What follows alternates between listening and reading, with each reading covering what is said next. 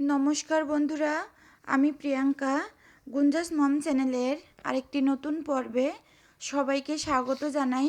আশা করি সবাই ভালো আছেন, সুস্থ আছেন, আমরাও ভালো আছি। বন্ধুরা, আজকের ভিডিওটা সকাল থেকেই শুরু করলাম। সকালবেলা ঘুম থেকে উঠে ফ্রেশ হয়ে প্রথম কাজ রুমগুলো ঝাড়ু দেওয়া, ঘরের দুয়ারে জলের ছিটা দেওয়া, তারপর অন্য কাজ বাজ। তো প্রতিদিনের মতোই সকালবেলা উঠে সব কিছু মানে এই রুম তারপরে ডাইনিং রান্নাঘর এপাশের রুমটা সব কিছু এই যে ঝাড়ু দিয়ে নিয়ে আসলাম। এখন বেলচাতে উঠিয়ে তারপরে দরজাটা খুলে সামনেটা ঝাড়ু দিয়ে উঠিয়ে নিয়ে তারপরে জলের ছিটা দিব। আর মামুনি উঠেই কিন্তু ফোন হাতে নিয়েছে, যতক্ষণ না পর্যন্ত হাতের থেকে নিয়ে নিব ততক্ষণ কিন্তু রাখবে না। সকালবেলার কাজগুলো সব ঠেলে ঠেলেই করতে হয়। যদি স্কুল থাকতো তাহলে তো কথাই নেই, হাতে ধরিয়ে ধরিয়ে সব কাজ করাতে হয়। ব্রাশটা হাতে দিয়ানোর পরে তারপরে খাবার জন্য, ড্রেস পরানোর জন্য, রেডি করার জন্য একদম মানে অনেকটা সময় এ কারণেই চলে যায়। তবে স্কুল নেই এজন্য তাড়াহুড়াও নেই। তো ঝাড়ু দেওয়ার পরে আমি প্রথমেই বেডটা গুছিয়ে নিয়েছি, কারণ রুমের বেড যদি গুছানো থাকে তাহলে রুমটা গুছানো গুছানো মনে হয়, এজন্য সবার আগেই বেডটা গুছিয়ে নিয়েছি। তবে আর সব জায়গাগুলো কিন্তু এলোমেলোই আছে। অন্য অন্য জায়গার উপর দিয়ে কীভাবে জিনিসপত্র ছড়িয়ে ছিটিয়ে আছে দেখতেই পেয়েছেন। আর এখানে দেখুন কতগুলো কাপড় চোপড়, এগুলো দেখেই আমার আর ভাঁজ করতে ইচ্ছে করছে না। গতদিন মামুনির স্কুল ড্রেসগুলোও ধুয়ে দিয়েছিলাম, তার সাথে অনেকগুলো কাপড় চোপড়ও ধুয়ে দিয়েছিলাম, সেগুলো সব শুকিয়ে গিয়েছে। বেলকনি থেকে এনে এই যে খাটের উপরে রেখেছি। আর বাবা তো এখন রুমে নেই, তো এগুলো সব মানে কাঁথা তারপরে এই যে কাবার টাবারগুলো সব কেসে দিব। তবে আজকে তো আর হচ্ছে না, পরের দিন দিব। একটু দেখাচ্ছিলাম এলোমেলো হয়ে আছে আর কি সকালবেলা। তারপরেও মনে হচ্ছে যে দুপুরবেলার মতোই আলো, যে কি পরিমাণ রোদ্দুর ছেড়েছে। মানে সকালবেলা রোদ্দুর ওঠার সাথে সাথেই কিন্তু রুমের মানে সব রুমগুলোই, দুইটা রুম ডাইনিং একদম আলো আলো হয়ে যায়। পুরো রোদ্দুরও রুমে আসে, ওই পাশের বেলকুনিতে, এই বেলকুনিতে আসে না, তবে ওই বেলকুনিতে আসে। তারপরেও প্রচুর আলো। আর এদিকে ফিরে এলাম দুপুরে রান্নার সময়। এর মধ্যখানে কিন্তু অনেক অনেক কাজ করেছি।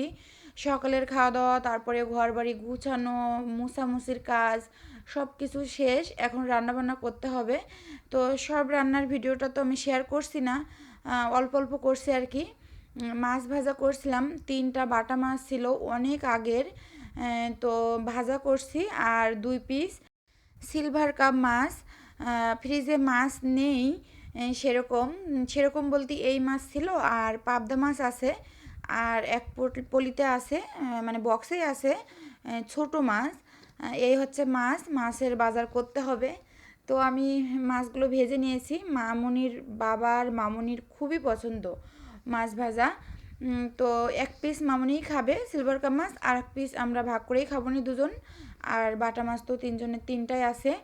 মাছগুলো আমি অনেকটাই শক্ত করে মচমচে করেই ভাজি, যার কারণে বাটা মাছের কাঁটাটা কিন্তু মুখে বাদেই না। তো মাছ ভাজা করার পর পাবদা মাছ আবার ভেজে নিচ্ছি, কারণ কাঁচকলা দিয়ে আলু দিয়ে পাবদা মাছ রান্না করব।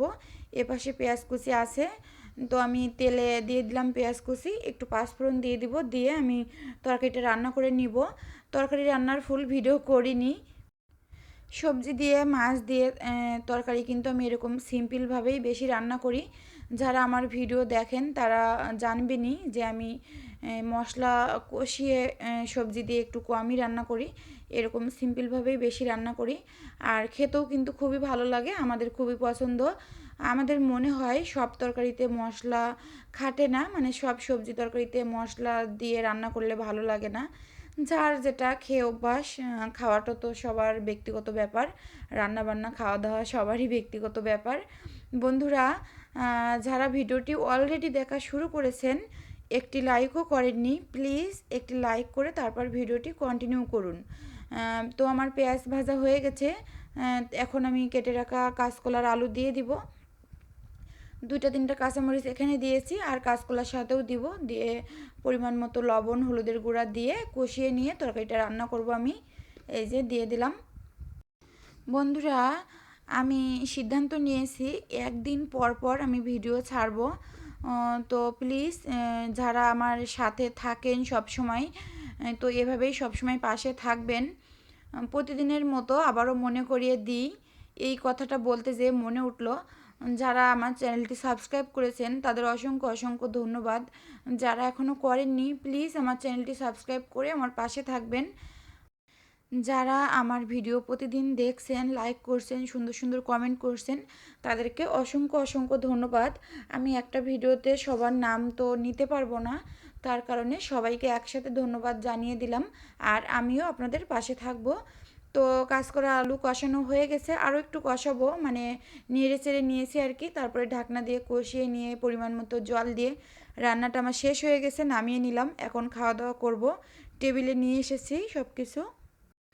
আর দেখুন তরকারির উপরে রোদ্দুর পড়েছে, আপনারা দেখেই বুঝতে পারছেন।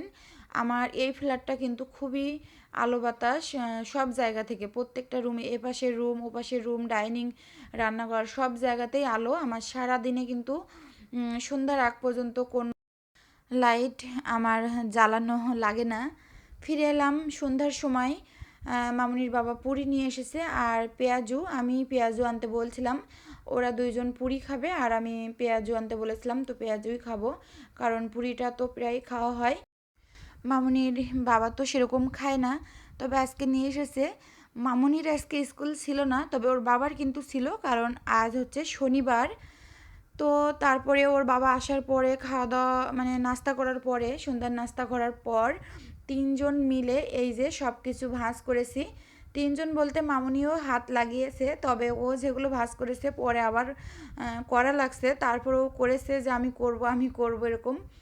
তো মধ্যখানে আমি শাড়ি পরেছিলাম কয়েকদিন, মানে সুতি কাপড়ের প্রিন্টের শাড়ি, সেগুলো কেচে ধুয়ে নিয়েছি। এখানে শীতের কাপড়ও আছে। ভাঁজ করা তো শেষ, এখন জায়গা মতো গুছিয়ে রেখে দিব। কথা বলতে বলতে আমি ভিডিওর একদম শেষ প্রান্তে চলে এসেছি। সবাই ভালো থাকবেন, সুস্থ থাকবেন। দেখা হবে আগামী পর্বে। আমার আজকের ভিডিওটা কেমন লাগলো কমেন্ট করে জানাবেন।